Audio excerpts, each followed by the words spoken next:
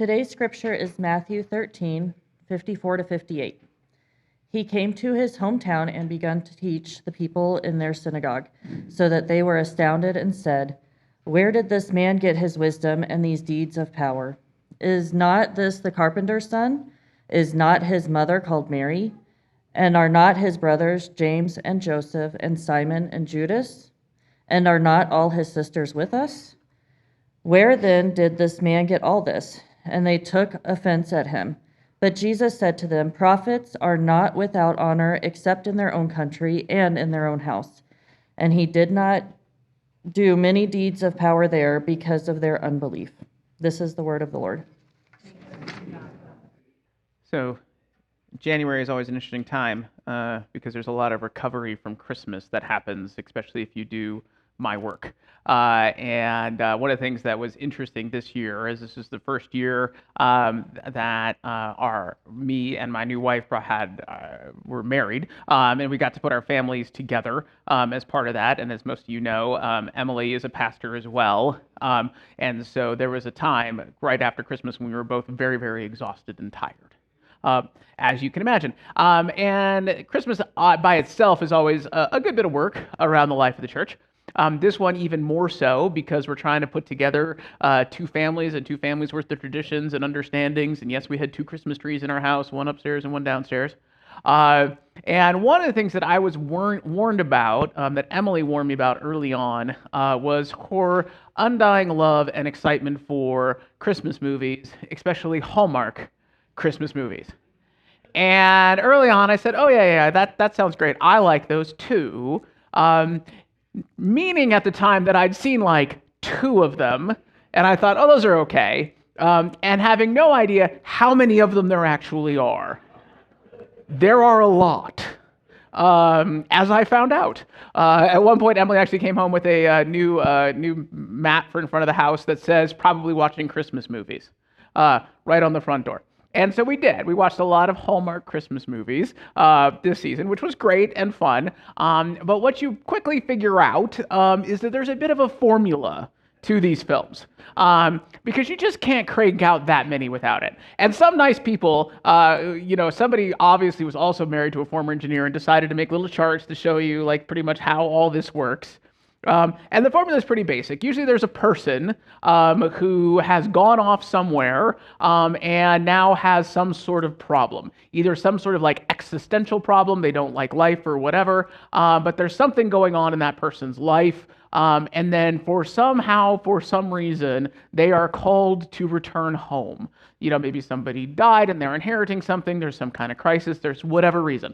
They have to go home, and then they meet somebody there who probably never left that place. And then, of course, the two fall in love. And oftentimes the implication is that they then stay in that small town, hometown that they were originally from, and the one that went off realizes the error of their ways and the importance of this simple life back home with all these people who know them well. Now, that's a nice story. We obviously like this story because I forgot to Google it, but it's in the hundreds of not only the total number of Hallmark movies, but how many movies like this are made on a regular basis. Right? They just churn these things out. And obviously they do it because it strikes something inside of us, right? And so those of us who don't live today in the place maybe we grew up in, we can kind of understand. I have a weird nostalgia sometimes for Eastern Montana where I grew up. And every once in a while, I think Emily gets a little bit concerned and she's like, are you going to want to go back there someday? And I'm like, no. It's a lovely place. Glad I grew up there. I do never need to live there again. God bless all those who do. But we get this. We get this nostalgia for things, especially for home, for the way things used to be, especially for things that feel simpler, right? I mean, it's always, if you notice movies, they're always going to a small town with a simpler life and a simpler existence. I'm waiting for the Hallmark movie where somebody like comes to Manhattan or like downtown LA, and starts living up the high life and the nightlife and go, this is great, I want to stay here forever. No, I don't think that would exist. This is a nice idea. And it is one that obviously resonates with a lot of us and a lot of people. But there's also some problems in it. And the problem is that it plays on this idea of nostalgia. It plays on this idea of going home, and the fact that when we think about that idea, we remember all of the good things. We tend to remember all the good things and the wonderful things about the places maybe we've been to or been from, and then kind of forget that it wasn't always sunshine and rainbow. So today we get a different version of the story, because Jesus is in many ways going back home to his hometown. He has been gone for a little while, right? He has developed some new thoughts and ideas about himself and who he is and his role in the world, right? He has taken on a new status as a teacher and as a prophet, one that he did not have when he was living in Nazareth before he left, and in many ways is acting like the protagonist at the beginning of a Hallmark movie. And so now we find him returning home, right? Clearly his parents and his brothers and sisters are still there. We hear that from our gospel reading today. And then he goes and he kind of presents himself. And in Luke's version, we actually get the story of him not only going home, but going to the synagogue and offering a teaching in the synagogue in the way that a traveling or visiting rabbi or religious leader would. And in both Matthew's versions, Mark's versions, Luke's versions, whatever version you read of the story, the response is the same, and the response is to say, not great. And today we hear this version of it, and the response is such that they're like, wait a minute, who is this person? And in fact, we know who you are. Right? So the community around him, who are people who no doubt knew him when he was just this little kid, right? And watched him grow up with his parents and his siblings, right? So those people watched all of that and they're like, wait a minute, who are you to come back here and tell us something like this? Who are you to come back here? We are the ones that raised you. We are the ones that taught you. You learned what you learned from us. How is it that you are now coming back and presupposing to tell us, how to live, to tell us, try to teach us? Jesus meets a lot of resistance in his hometown when he tries to bring back the exact same message that he is proclaiming in all these other places where he will be warmly embraced. In Luke's version, it actually goes a little bit further. So each gospel includes different versions, or not different versions, but different details of the story. And it's basically whatever the author thought was important about that particular story, because if any one book included everything, it would be way too long, right? So all the gospel writers had to do a little bit of editing and include the pieces that they thought were important. Today's writer thought the most important thing was this idea about them identifying Jesus with his family and saying, we know who your family are, we know where you come from, we know who they are, and them using that to basically try to constrain Jesus into a box at which he is clearly trying to get out of. In Luke's version, it actually goes a little bit further. Luke talks about him actually going to the temple to teach, and some of the people there getting so upset at the teaching he is offering them, so upset that he is stepping out of the box that they have him in, so upset that he seems to be acting above his station or above his training, that they actually take him to an edge of a cliff with the intention of throwing him off.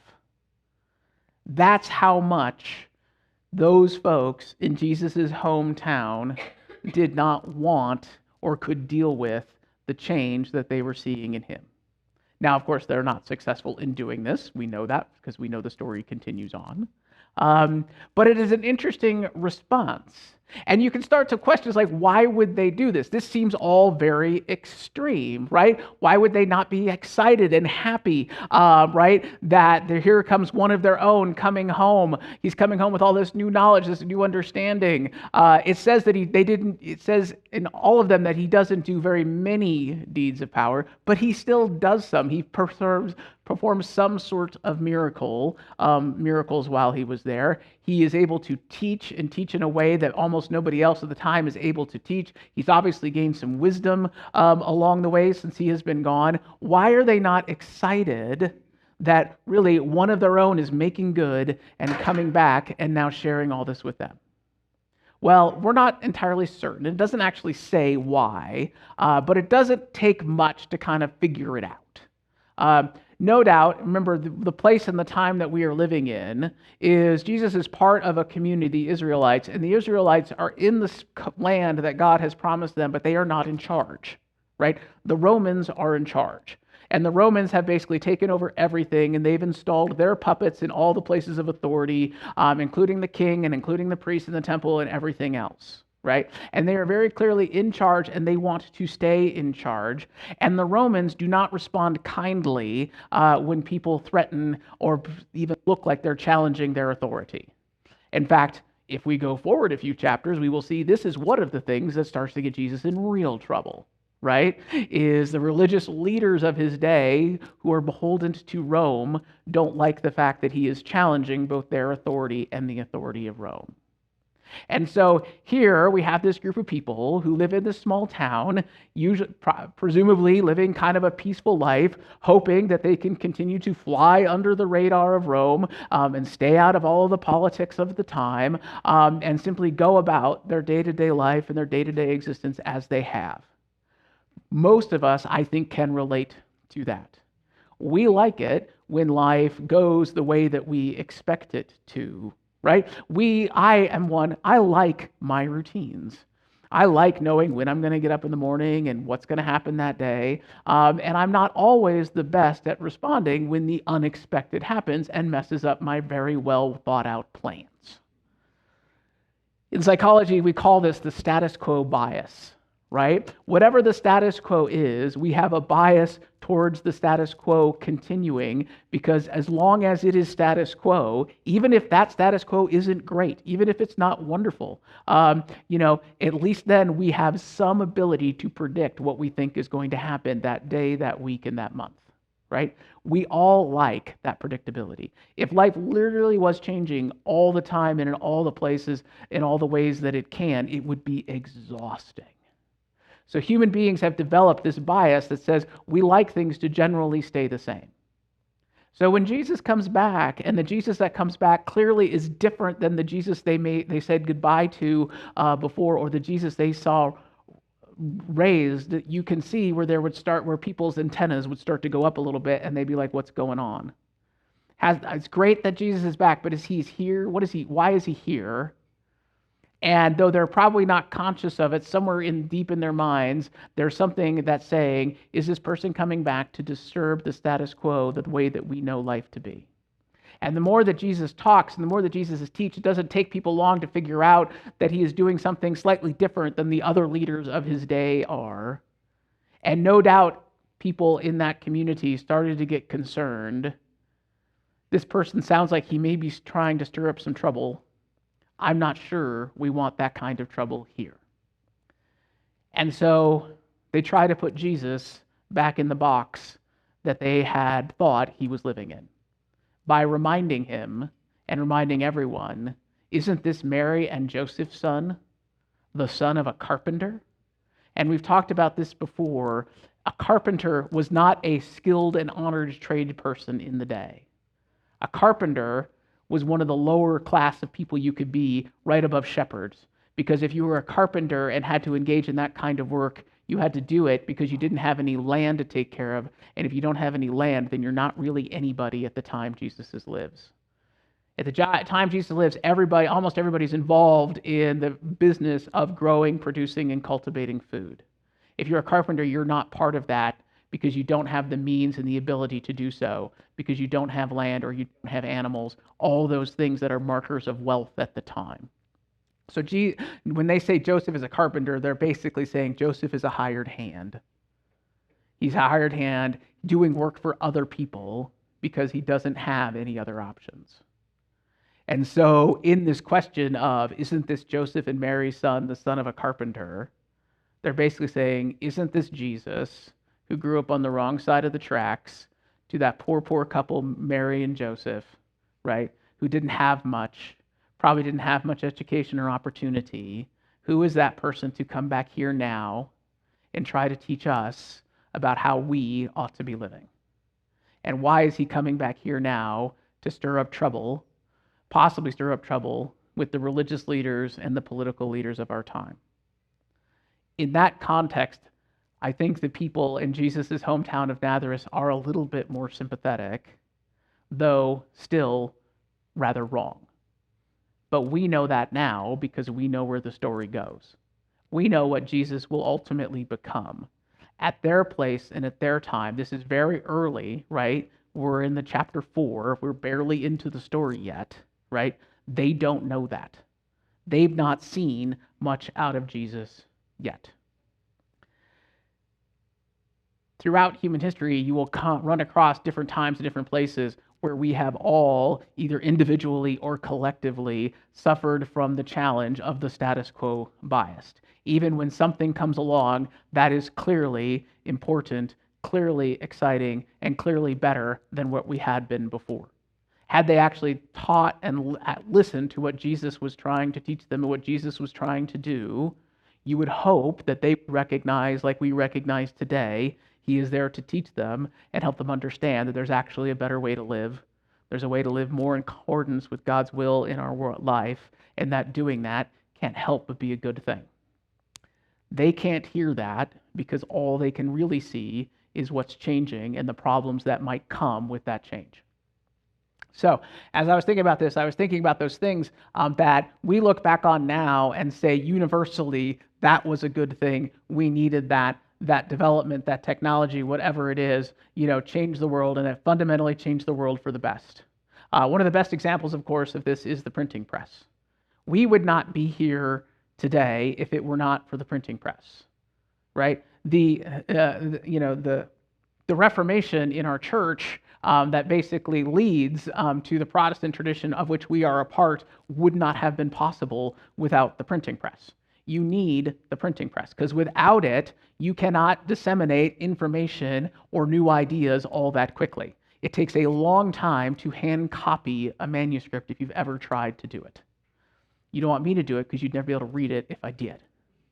And the number of people who were qualified to do that was relatively low before the printing press, and which was probably okay because the number of people who could have read it was relatively low, at that time, because you don't need to be literate if there aren't a lot of written materials around to read anyway. And so knowledge before the printing press was contained to this very small group of people, basically educated people, wealthy people, religious leaders and religious peoples, monks and people like that. All of the knowledge that we take for granted that we can go and just open up in a book or an encyclopedia and look up anything we want, right? All of that knowledge used to be contained in a very small group of people. And because before the printing press, there was no way to generally and widely distribute information. But once we have it, things like literacy rates increase, things like schools get built, you start seeing more universities, you start seeing people being educated more, you start getting to the point where actually most people can read. That takes about another 100 years after the invention. None of that happens without it, and we would all generally say today that that is universally a good thing. So many of us in this church, and so many of you all out there in the church are in some way involved in education, whether it be teaching or administrating or library or whatever it is. None of that is possible without the printing press. And yet, at the time the printing press came out, there was no small number of people who spoke out against it as this new evil and cursed invention. So the printing press was invented in 1440. In 1474, a scribe whose job it was to copy things by hand wrote to the governor of Venice and basically implored him to remove all of these new fangled printing presses from the city and how they were destroying the social fabric of society. And he wrote to them, and he says, "These are a plague which is doing away with the laws of all decency." Because what happens when you have a printing press is that more people are able to share more ideas.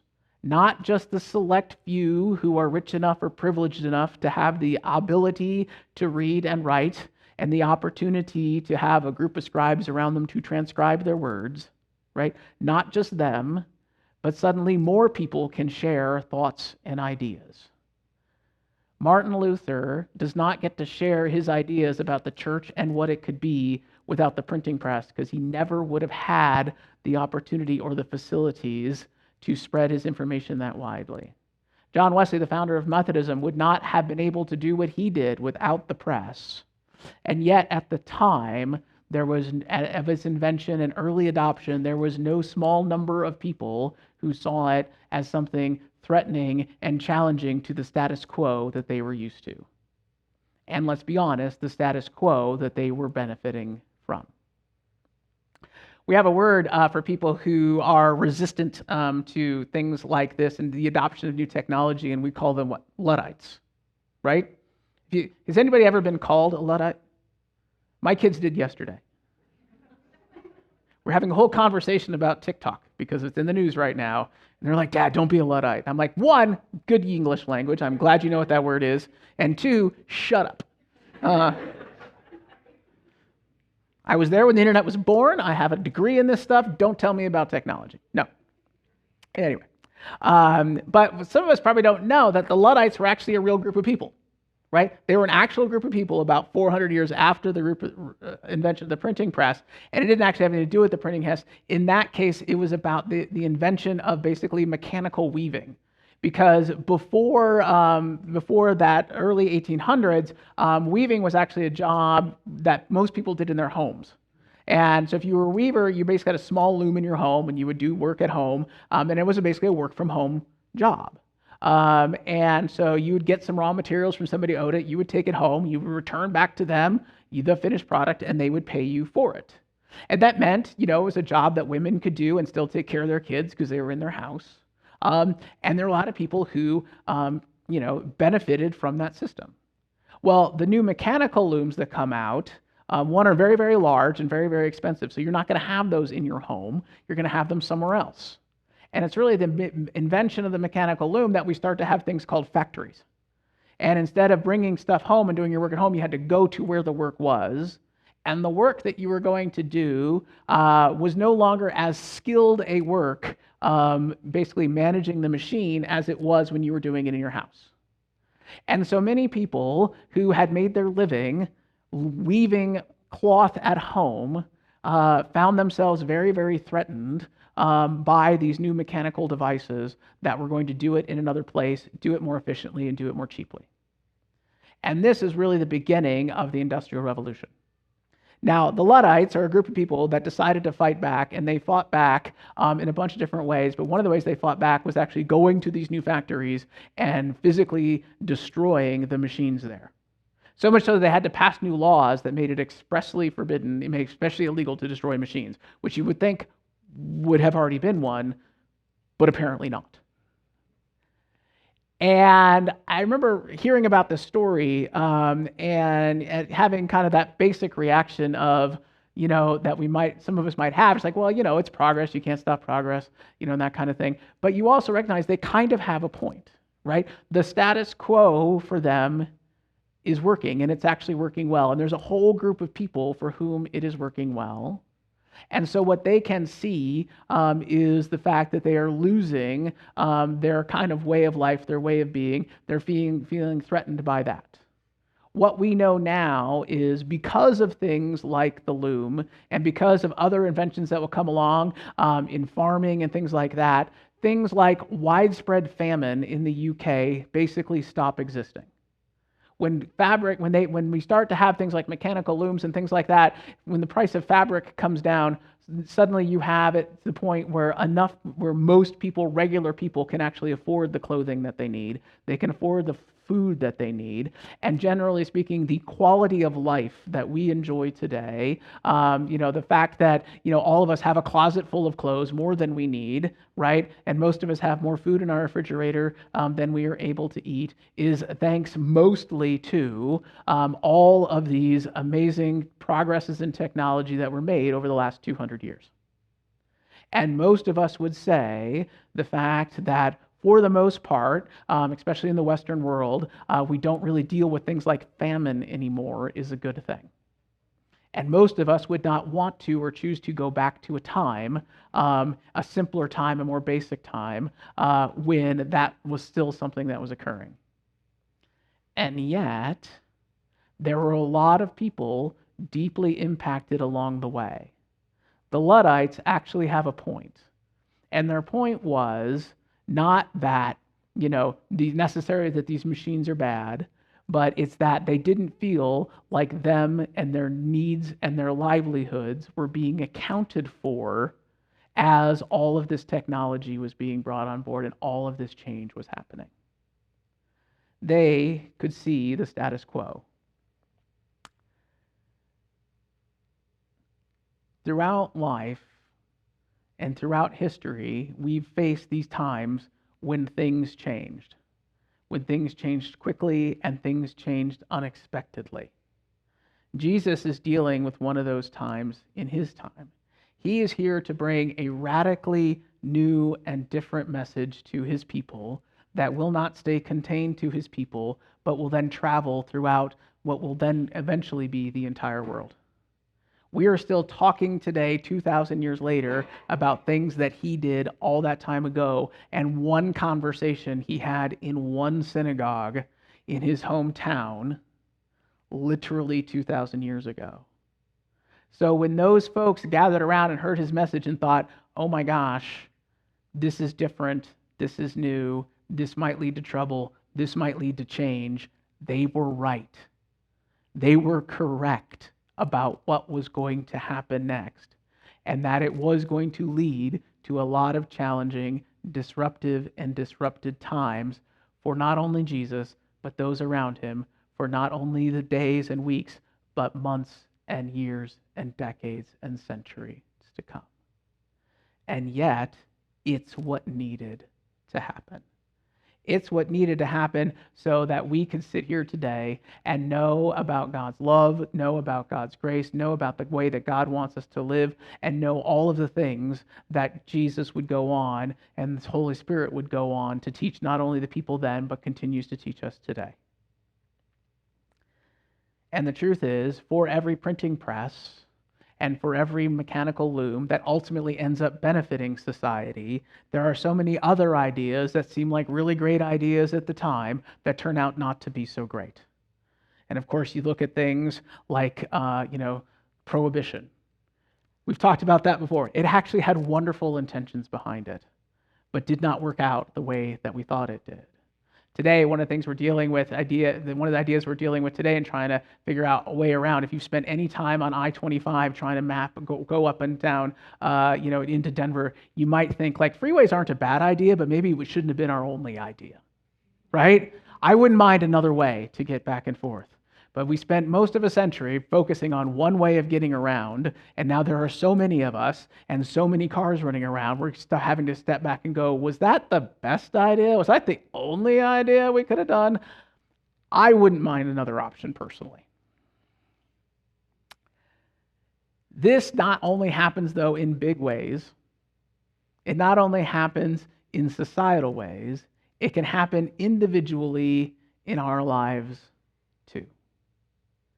Oftentimes, the one that stops us the most from stepping out into doing something new or different, or embracing the idea that maybe we need to do something new or different, the idea that maybe we do need to take our lives in a direction other than we are taking, maybe that's a career change, maybe that's a change in school, maybe that's a move, whatever it is, the one that probably most gets in the way of us making those changes that maybe we need to make is not actually other people, it's ourselves.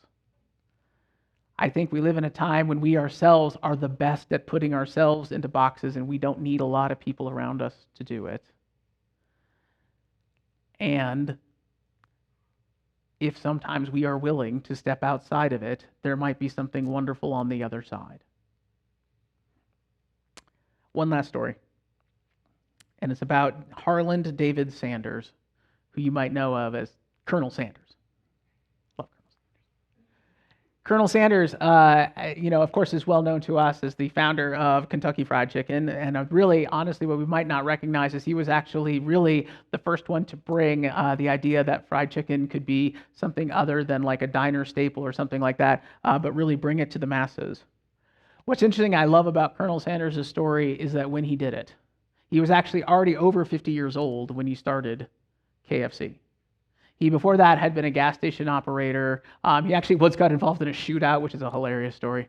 And when he was hanging up billboards, of all things, he had a number of jobs, in and around the area of the South, and especially obviously in Kentucky. And if you had asked anybody had asked about him or anybody knew about him, you'd be like, oh yeah, that's kind of the somewhat crazy guy who owns that gas station down the street.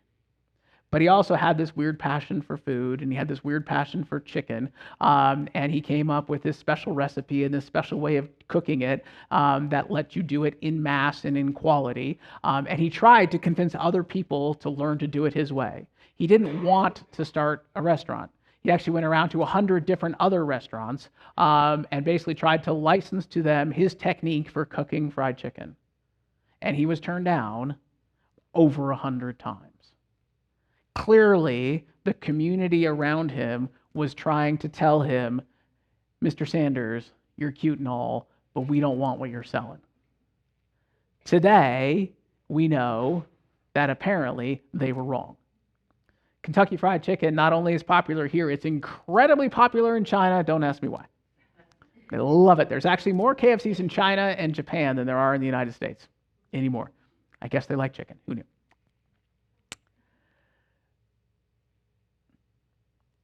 I like this story for a lot of reasons.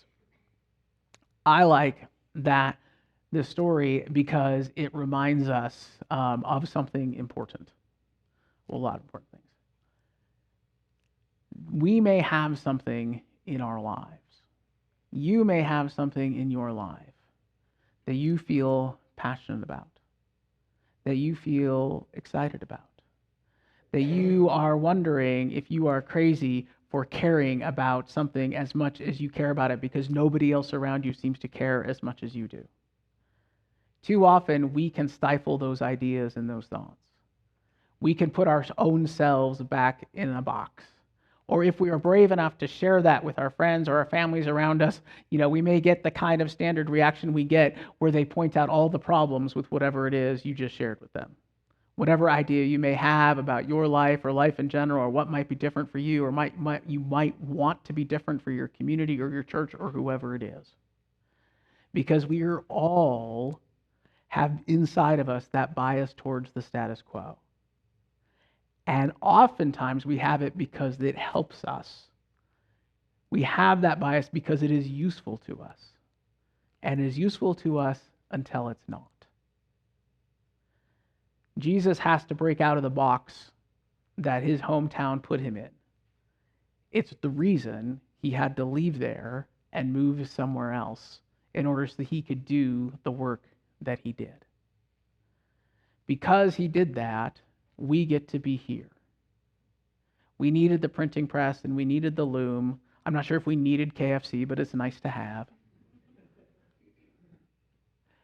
And we get all of those things because people were willing to not let themselves be put back in the small little box that we all grow up in. To not let themselves and not to put themselves back into a set of artificial constraints that may or may not actually be there. Because the truth is, God was working in all those folks, in all those situations. The Spirit was moving very clearly through Jesus' life and the people around Jesus. And God continues to work in our lives, and the Spirit continues to move in our lives too. Sometimes the job of the Spirit is to tell us that we're doing a good job as we go about the things that we do on a daily basis. Oftentimes, the things that we're doing on a daily basis are good things. They are important things, and we should continue to do them. But sometimes the Spirit has to nudge us a little bit to say, well, wait a minute, but did you also think about this thing over here? Did you also think about this opportunity over there? Did you think about this person that maybe you hadn't thought about in a while, whatever it may be? We should expect the Spirit to nudge our lives in that way. And we should not be afraid when we feel it. Instead, we should recognize it for what it is. That sometimes God needs us to get out of our box that we or someone else has put us in, God needs us to embrace a new idea or a new opportunity so that this whole thing that we are doing here can continue to go. We are here because so many people before us were willing to do it. So we ourselves should be willing to do it too. I don't believe that anybody here is going to try to throw you off a cliff if you do, but it may sometimes feel like that. Faith. Faith is about understanding that God is with us. Faith is about understanding that God is leading us. And faith is what we rely on when we are asked to do something new that may feel uncomfortable and may feel challenging.